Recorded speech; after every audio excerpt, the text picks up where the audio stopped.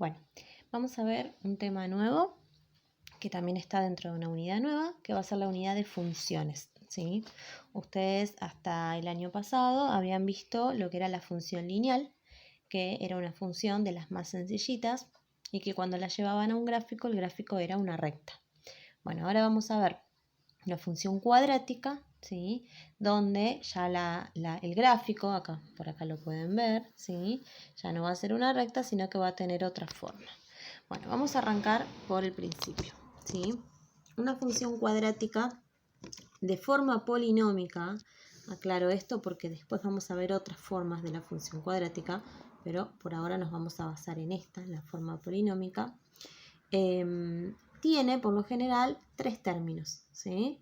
Digo por lo general porque a veces puede pasar que tenga menos, porque algún término falte, pero por lo general tenemos 3 términos. Este primer término, ¿sí?, se llama término cuadrático. ¿Por qué? Porque contiene a nuestra variable al cuadrado.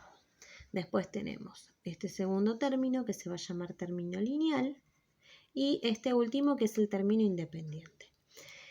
Acá yo les puse valores de A, B y C, ¿sí? Estos valores de A, B y C luego van a aparecer con números.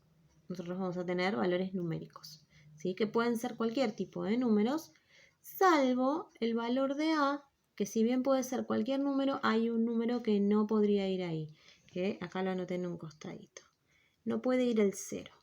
¿Por qué no puede ir el 0? Porque si acá yo tengo un 0, 0 por x al cuadrado, ¿sí?, se me transforma en 0 todo y se me desaparece esa parte. Con lo cual, si se desaparece el término cuadrático, deja de ser una función cuadrática y se transformaría en una función lineal. Bueno, una vez que vemos esto, ¿sí?, vamos a ver la parte de la representación gráfica, ¿sí? O sea, qué forma tiene una función cuadrática. La representación gráfica de una función cuadrática es una parábola, ¿sí? Y acá yo les puse un ejemplo. Esto que tenemos acá en rojo, que es nuestra función, es una parábola. La parábola tiene algunos puntos que son súper importantes y que son los que tenemos que saber bien para poder graficarla. ¿Cuáles son esos puntos? Bueno, tenemos por un lado los valores donde nuestra función corte al eje X, donde toque al eje X, ¿sí? Que ya vamos a ver que a veces son 2, por lo general son 2, pero hay casos donde pasa que tiene menos puntos de corte con el eje X.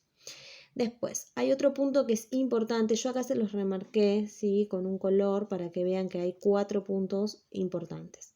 Las 2 raíces, este punto, que es el extremo de la parábola, ¿sí?, que es el llamado vértice.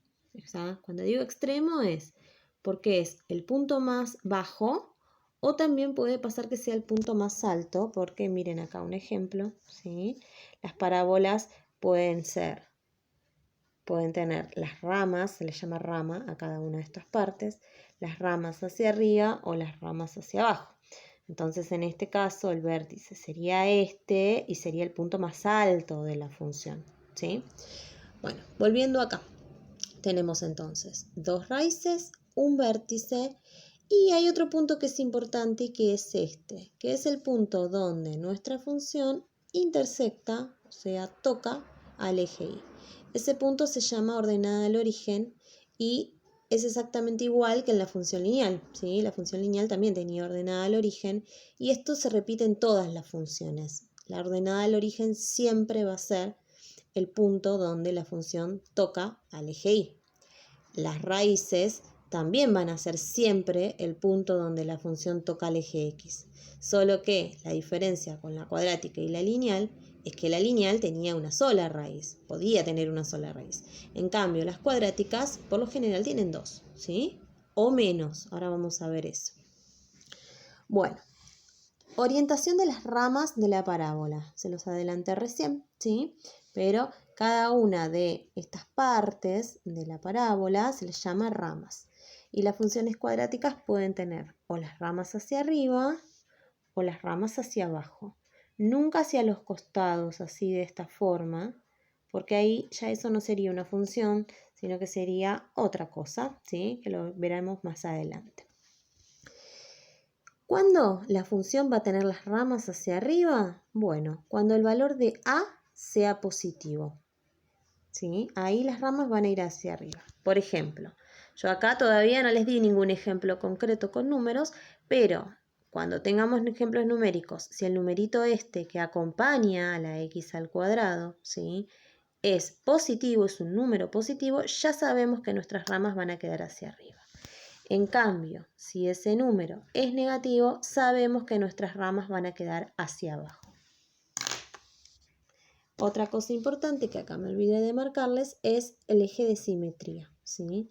El eje de simetría es una línea imaginaria, por eso acá aparece punteada, vertical, que pasa siempre por el vértice, ¿sí?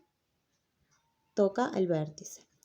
Y lo que hace el eje de simetría es dividirme a mi función, a mi parábola, en dos partes exactamente iguales, ¿sí? Hace la función de espejo, es como un espejo. De acá para allá tengo la función y de acá para allá se repite lo mismo, ¿sí? Si yo acá pudiera agarrar la hoja y doblarla, doblarla justo en ese eje de simetría, van a ver que me queda simétrico, o sea, me queda de los dos lados lo mismo, ¿sí? Bueno, ese también es algo importante a tener en cuenta en las funciones cuadráticas.